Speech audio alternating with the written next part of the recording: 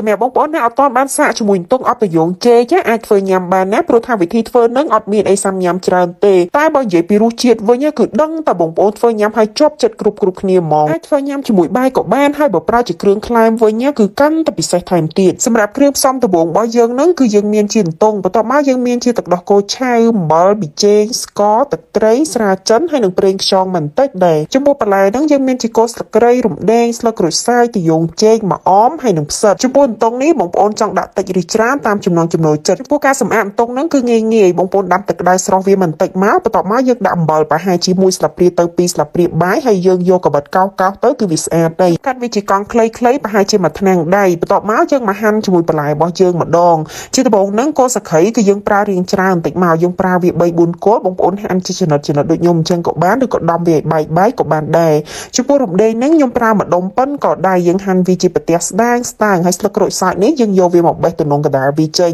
បន្ទាប់មកយើងមានជាខ្ទឹមសហ្នឹង5 6កំពឹសយើងដំវាឲ្យបែកអញ្ចឹងមកចំពោះខ្ទឹមក្រហមហ្នឹងខ្ញុំដាក់ឲ្យ6 7កូនដុំតូចយើងពុះវាជា2អញ្ចឹងមកហើយម្ទេសនេះបងប្អូនដាក់ក៏បានឬក៏អត់ក៏បានដែរដល់ពេលយើងហាន់គ្រឿងកាត់ក្លិនទាំងប្រមាណមុខរួចរាល់ហើយយើងមកហាន់បន្លែរបស់យើងហ្នឹងមានជាទាយ៉ូងចេកយើងបកអាស្ទូបណាចាស់ចេញទុកទឹកខ្ចីបានហើយបន្ទាប់មកយើងត្រៀមទឹកមួយចានដែរច្របាច់ក្រូចឆ្មាចូលពី3ចំណិតមកហើយយើងយកទាយ៉ូងចេករបស់យើងហ្នឹងមកចិតកន្លែងស្នូកណ្ដាលចេញហើយបងប្អូនចង់ហាន់ជារាងម៉េចក៏បានហាន់ទៅវិញដូចខ្ញុំអញ្ចឹងក៏បានជាកង់ខ្លីៗក៏បានដែរហើយចំពោះផ្សិតនេះបងប្អូនចង់ប្រើជាផ្សិតខ្មៅដូចខ្ញុំអញ្ចឹងក៏បានឬក៏ផ្សិតច្បាងក៏បានដែរប៉ុន្តែខ្ញុំណែនាំឲ្យបងប្អូនប្រើផ្សិតខ្មៅអញ្ចឹងគឺវាមានរសជាតិឆ្ងាញ់ជាងចុងក្រោយគេហ្នឹងគឺម្អមអត់បានទេអាហ្នឹងគឺវាធ្វើឲ្យអន្ទង់អប់ប្រយោងចេករបស់យើងហ្នឹងកាន់តែមានក្លិនឈ្ងុយចំពោះទឹកដោះគោបងប្អូនអាចប្រើទឹកដោះគោឆៅក៏បានឬទឹកដោះគោស្រស់ក៏បានដែរបន្ទាប់មកយើងមកដាក់ខ្ទះឲ្យក្តៅហើយយើងដាក់គ្រឿងទាំងប្រមាណមុខហ្នឹងមានគល់ស្លឹកគ្រៃរំដេងស្លឹកក្រូចសើចខ្ទឹមសខ្ទឹមក្រហមម្ទេសអីហ្នឹងយើងរំលីងលើភ្លើងមកសបក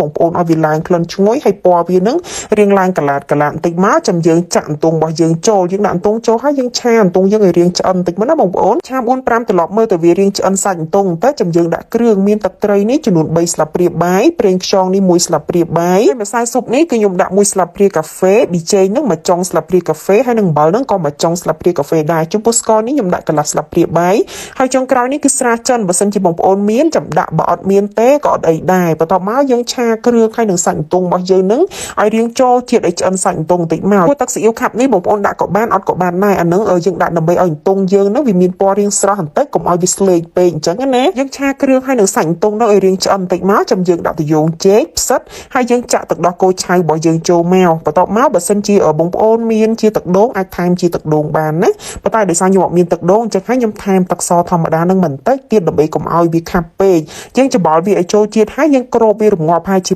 7-8នាទីយើងបើកភ្លើងហើយភ្លក់មើលណាចំពោះខ្ញុំប៉ុណ្ណឹងគឺល្មមហើយបន្ទាប់មកយើងបង់ម្អមចូលហើយបិទភ្លើងភ្លាមហ្មងដើម្បីកុំឲ្យម្អមរបស់យើងនឹងវាបាត់ក្លិនឈ្ងុយអញ្ចឹងណាព្រោះតកាលណាយើងដាក់ម្អមចូលហើយបើយើងនៅបើកភ្លើងទៀតវាធ្វើឲ្យម្អមនឹងបាត់បង់ក្លិនឈ្ងុយហើយវាជាប់មើលទៅអត់ល្អមើលអញ្ចឹងណាហើយចំពោះការញ៉ាំហ្នឹងគឺយើងញ៉ាំវាតនៅក្តៅបានឆ្ងាញ់